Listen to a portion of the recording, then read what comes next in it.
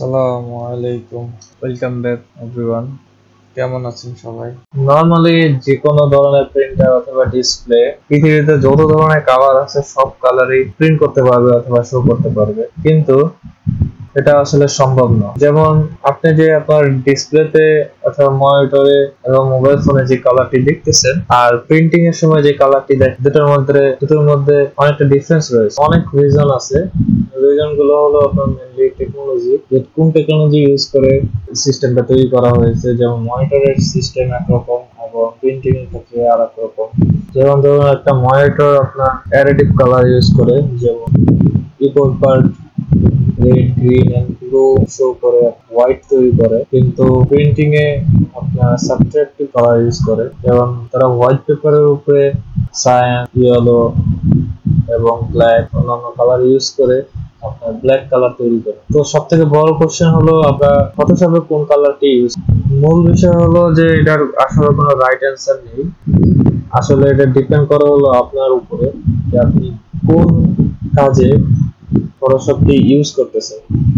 তো আমরা শুরু করব sRGB কালার স্পেস দিয়ে, যেখানে এটা হলো সবচেয়ে কম কালার গ্যামেট স্পেস, কারণ এখানে অনলি তিনটা colour red, blue and green use হয়েছে। আমরা sRGB মেনলি বেশিরভাগ ইউজ করব যদি আমরা আউটপুট ফাইলটা স্ক্রিনে প্রিন্টের জন্য ব্যবহৃত হয়। কারণ যেহেতু আমাদের আউট ডিভাইসটি হলো মোবাইল অথবা মনিটর অথবা প্রজেক্টর, তো এই এই ফাইল ফরম্যাটটি এসব ডিভাইসের জন্য বেশি উপকারী। এই ফাইল ফরম্যাটটি ভালোভাবে শো করতে পারে। এই কালার স্পেসে নরমালি দেখা যায় স্ক্রিনে প্রিন্ট করার জন্য ব্যবহৃত হয়, যদিও বিভিন্ন ধরনের ডিজাইনার অথবা ওরাও এই কালার স্পেসে কাজ করে থাকে। অনেক সময় অনেক ফটোগ্রাফারও এই কালার স্পেসে কাজ করে থাকে, কিন্তু তাদের মূল উদ্দেশ্য যদি প্রিন্টিং না হয়ে থাকে, শুধুমাত্র স্ক্রিনে শো করার জন্য হয়ে থাকে, তাহলেই তারা একমাত্র এই স্পেসে কাজ করে থাকে। এই স্পেসে আরেকটি কারণ হলো, এই স্পেসে আপনার কালার স্পেসে অনলি 3টি চ্যানেল থাকে। যেমন 16 বিট থেকে 8 বিটে কালার কম, তেমনি এখানেও আপনার চ্যানেল কম থাকার কারণে আপনি বেশি কাজ করতে পারবেন না এই ইমেজগুলো বা এই কালার স্পেসের। সো আপনি যখন র ফাইল বা আউটপুট ফাইল ভালো ক্যামেরার আউটপুট ফাইল নিয়ে কাজ করবেন, তো আমরা যতটুকু সম্ভব sRGB থেকে উপরের লেভেলে থাকার, যেমন এলবি, আরজিবি বা পপুলার কালার ফরম্যাট আছে, কালার স্পেস আছে, ওইখানে থাকাই বেটার। এতে আপনি যখন কোনো অ্যাডজাস্টমেন্ট অথবা কোনো কালার চেঞ্জ করবেন, আপনার অনেক অপশন থেকে যাবে, অনেক ডাটা থাকবে, যে ডাটা নিয়ে আপনি কাজ করতে পারবেন। যদি আপনি নিচের দিকে চলে আসেন অথবা আপনার ইমেজ কোয়ালিটি লো করে দেন অথবা স্পেস চেঞ্জ করেন, তাহলে দেখা যাবে আপনার আউটপুট কোয়ালিটি ধরে রাখা যাবে না। তা ভালো কোয়ালিটির একটা ইমেজ হতে পারে আপনার পুয়ার কোয়ালিটি অথবা পুয়ার কোয়ালিটির ইমেজ আউটপুট। এরপরে যেটা নিয়ে কথা বলবো সেটা হলো sRGB।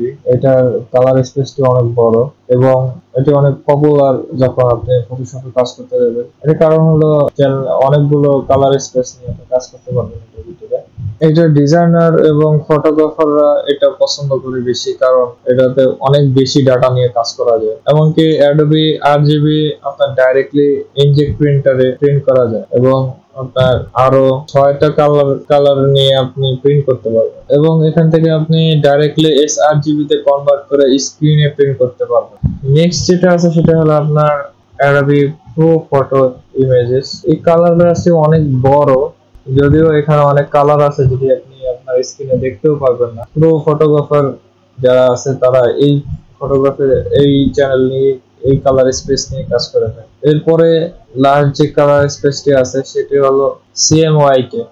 এটি শুধুমাত্র আপনার প্রিন্টিং প্রেসে কাজ করার জন্য ব্যবহৃত হয়, যদিও এটি অনেক আগে করা হতো। এখনো প্রিন্টিং স্পেসে CMYK তে কাজ করা হয়। যদি আপনার কোনো নির্দিষ্ট প্রিন্টার থাকে যে প্রিন্টারের জন্য শুধুমাত্র CMYK সাপোর্ট করে, তো সেই ক্ষেত্রে আপনি এই কালার স্পেসে কাজ করতে পারবেন। যদি এটাই কোনো কারণ থাকে, তা আপনার মেন উদ্দেশ্য হবে কালার স্পেস করার জন্য, যে আপনি কোন পারপাসে আপনার এই আউটপুট ফাইল ব্যবহার করবেন। যদি স্ক্রিনের জন্য হয় তো এক কালার স্পেস, অথবা যদি কোনো প্রিন্টিং এর জন্য হয় তো আরেকটা স্পেস। তো আজকে এই পর্যন্তই। আর আপনাদের কোনো কিছু জানা থাকলে কমেন্ট বক্সে কমেন্ট করতে পারেন। আর ভিডিওটি ভালো লেগে থাকলে লাইক করবেন, সাবস্ক্রাইব করবেন এবং ভিডিওটি শেয়ার করে আপনাদের ফ্রেন্ডদেরকেও জানিয়ে দিবেন। আপনাদের লাইক সাবস্ক্রাইবই এই চ্যানেলটিকে গ্রোথ করতে সাহায্য করবে। তো see you guys on the next video. আসসালামু আলাইকুম, ভালো থাকবেন সবাই।